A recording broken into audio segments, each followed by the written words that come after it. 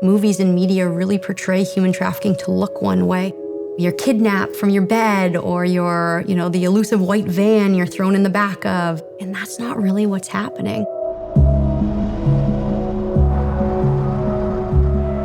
It's not like I walked up to it and said, hey, I want to be trafficked. I didn't know that's what I was being groomed and led to. There's a lot of boys that are being trafficked, a lot of men that are being trafficked, and why don't we talk about that? Human trafficking happens in every neighborhood, in every community, rural, urban. You might not know it, but you've seen it. Beauty salons, car washes, grocery stores, hotels. The average person walking down the street is pretty much paying attention to themselves. They're not looking around for anybody else. They're not looking for trouble. They're not looking to see if someone's a victim. Whatever image you have in your mind of the person who's being trafficked, I want you to remove that, because it can happen to anybody. When people think that I chose this life, what I did was I trusted someone to care for me. He brainwashed me to the point where I believe everything he tells me. Don't trust your teachers, don't trust police, don't trust anybody that's not me. Where there is money to be made, traffickers will find victims.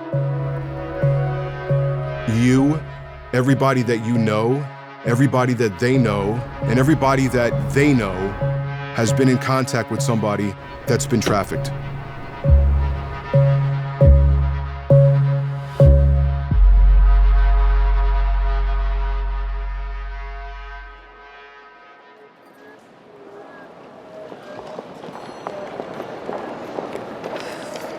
Mom. Ashley's asking about the internet speed here. For the tournament tonight. She said if I want to play, I need at least 25 bags. Hey, Lauren. Yeah, did you find it? And you're sure he didn't save it to the cloud?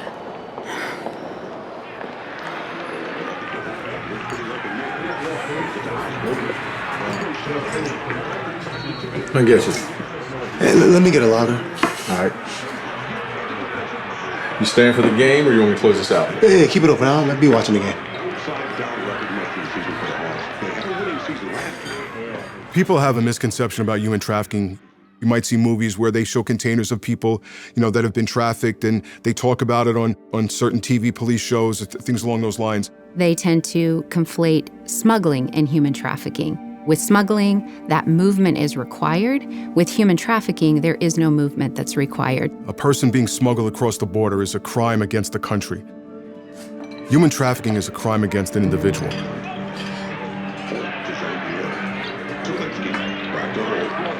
Oh, bro, you're still here? You're like the hardest worker I know.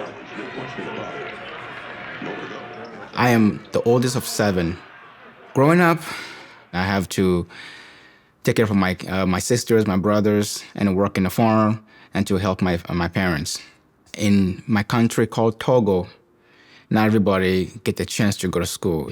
So those who go to school are those who, their parents have money, and my parents didn't have the money.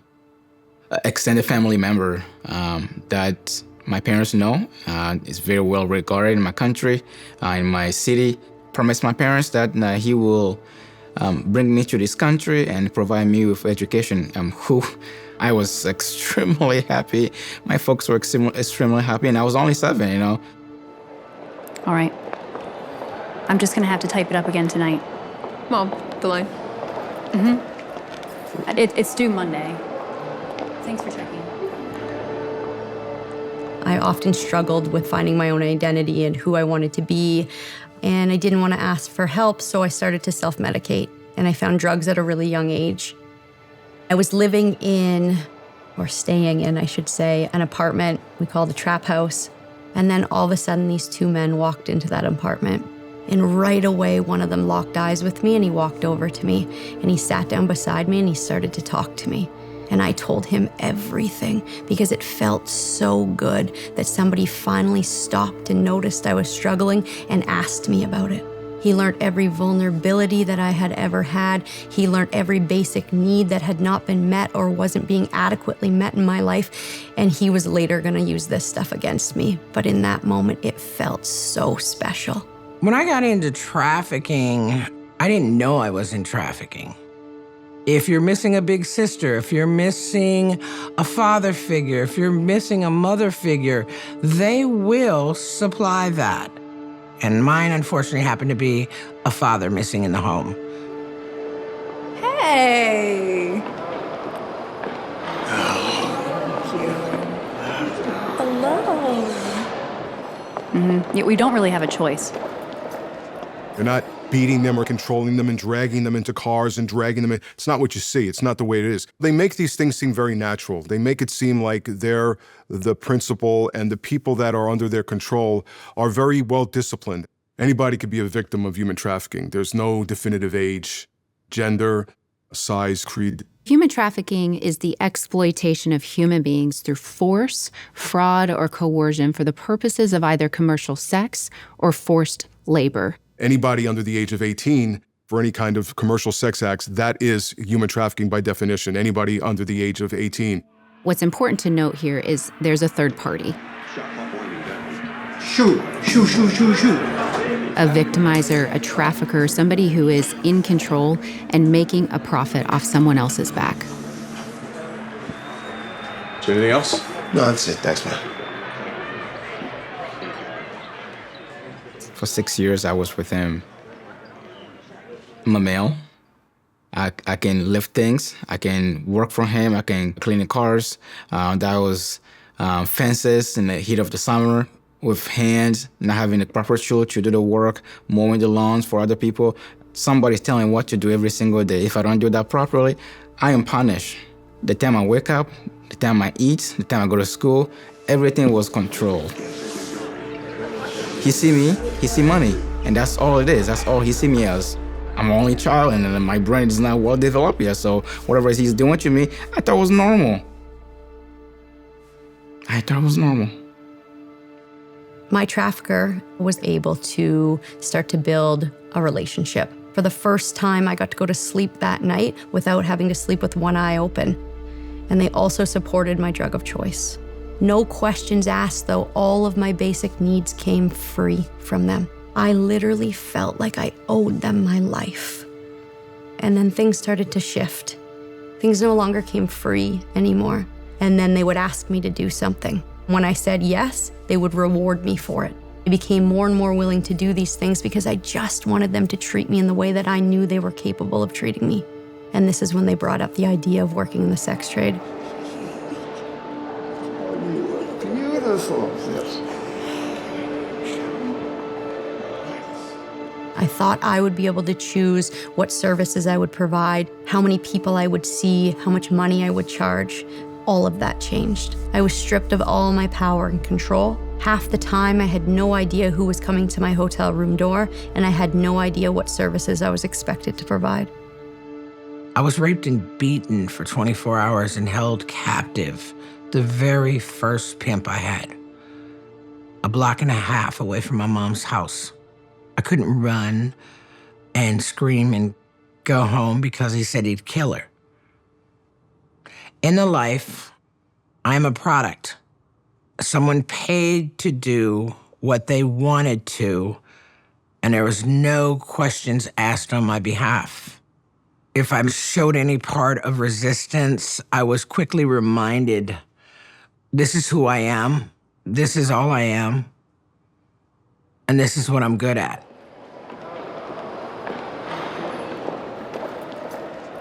Thanks, Soren.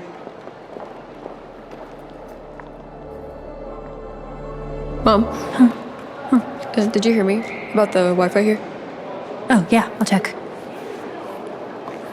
You're gonna do other things on this trip, right? Nope. Come on.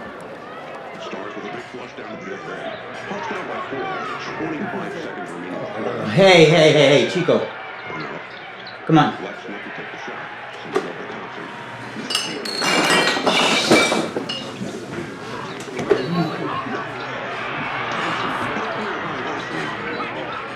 What up, my man? Finally. I'm sorry I'm late. How we doing? Not too bad so far. All right. Traffickers are going to take their victims where they can make money, and they are counting on everyone else being too busy to notice or care. I get you. I'll do the same. All right. You know this is a locker, right? Blah. Nobody ever suspected anything was going on. My trafficker beat me, and I couldn't see out of my eye. We went to the hospital. My trafficker just lied to them, say, oh yeah, he poked his eye. It was hard for me to go to a clinic or whatever nonprofit, say, hey, I need help, because there was no one that looks like me. There's no one that speaks my language. I have built this wall of not to trust anybody anymore. This barrier. It tears out your spirit. It rips your soul. You are a shell. It's hard to even see myself as a victim if no one else is looking at me as a victim. This is who I am. This is what I am. I might as well get used to it. I was not tied up. I was not locked up. My traffickers were not around 24/7. Physically, I could have opened my hotel room door. I could have walked out. I could have went down to the lobby. I could have asked for help. All I could think is if I walk out this hotel room door and they catch me, what are they gonna do to me? That fear was real. The second reason I didn't leave was the fear of the unknown. Who is ever gonna love me again after this? Who is ever gonna wanna take care of me after all these things I've done? That fear was much scarier than they were.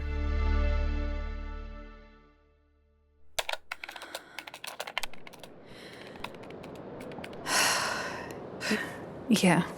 I'm tired, I'm jet lagged, I'm hungry. Yeah, I wasn't planning on working tonight, but here I am. Wait for it. What was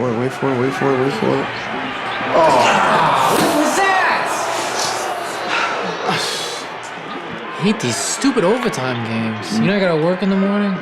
Yeah, I can't even stick around. Nina's waiting for me to help put the girls down. Where you headed right now?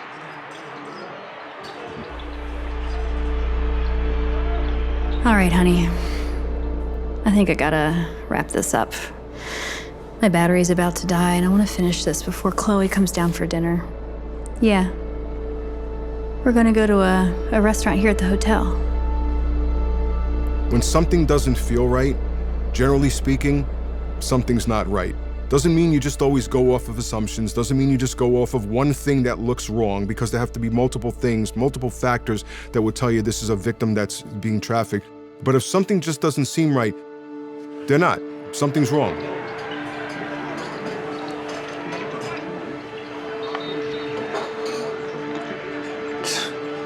Oh, that ain't right.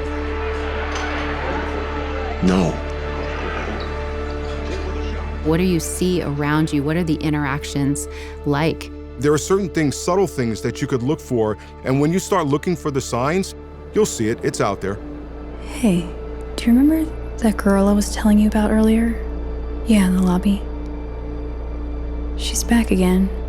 Maybe they're dressed in clothes that aren't appropriate for the occasion or the weather, or maybe a couple interacting. If one party is looking down, not making eye contact, looking fearful, something is off. I don't know. That man is back with her. You can't say 100%, are you a traffic victim? They're not going to answer you. Do you say to the trafficker who you think that person's trafficking, are you trafficking this person? You can't do that.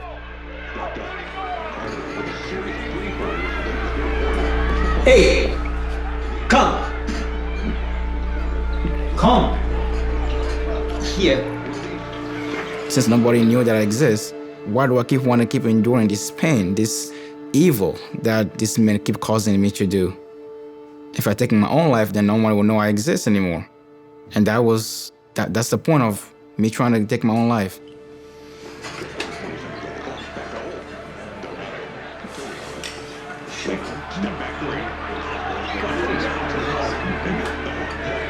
Yeah, I just have a really strange feeling.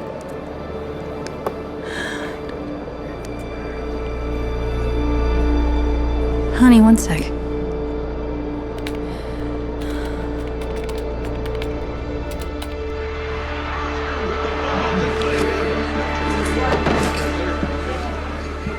A lot of people will say, like, just come with me, I'll help you, I'll get you a safe place to stay, I'll make sure you have food, I'll connect you with all these different resources, but it's much deeper than that.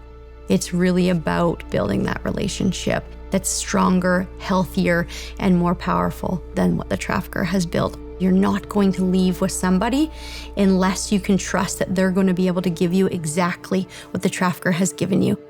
You call him a trafficker, I call him my guy. You say he's a criminal, I say we're trying to make ends meet. Because that's what we do when we're in relationships. We got each other's back. Multiple indicators. If you see multiple indicators of either sex or labor trafficking, take note of what you're seeing. Like, Yeah. I think that kid might be like. There it is!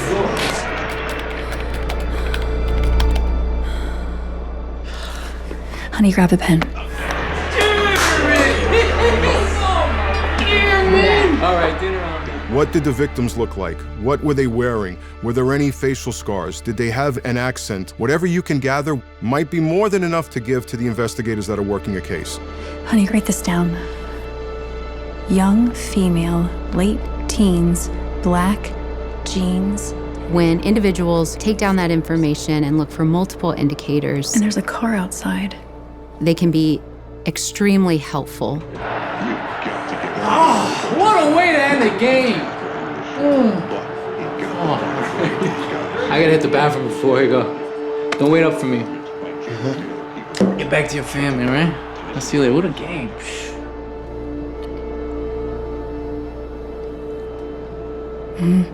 If you can't do anything and you feel that something is going on, call the authorities.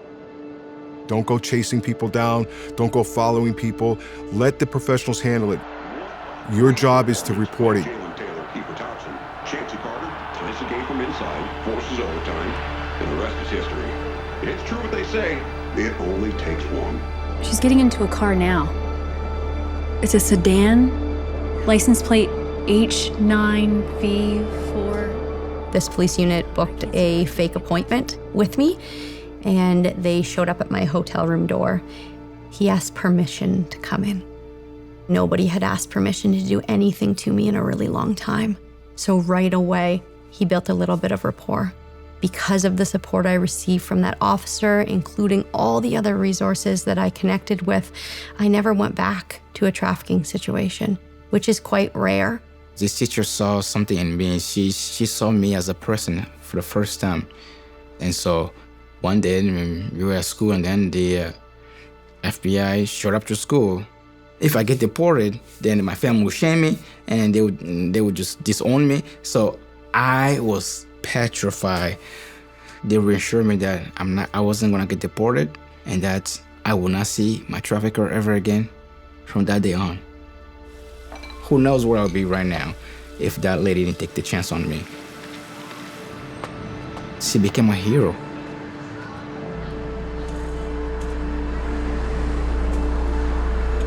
I actually had blood-cut feet. Nobody would give me shoes. Nobody was helping me, and she's just a little bitty woman. And she said, come in, and she reminded me from the Poltergeist. And she fed me, and she gave me candy, and she put ointment on my feet, as if I was like Jesus, she said. Since I've been out, it's been an ongoing process. I've been out 24 years now. Everything that's ever happened to me in my life is permanently here. That doesn't mean I have to go back to where I was. Through my healing and counseling that I've had, I'm able to acknowledge it and know that it's in the past. What I did learn is there are hundreds of thousands of caring individuals out here.